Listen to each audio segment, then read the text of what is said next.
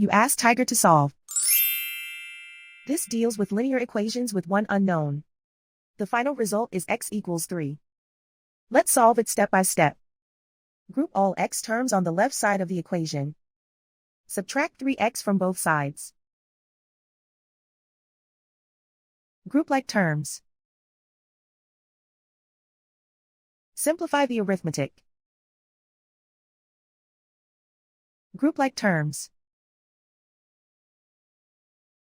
Simplify the arithmetic.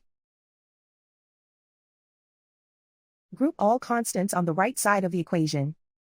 Add 5 to both sides. Simplify the arithmetic.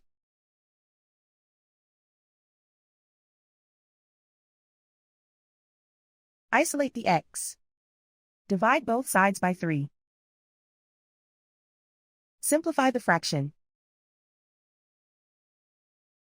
Find the greatest common factor of the numerator and denominator. Factor out and cancel the greatest common factor. And so the final result is x equals 3.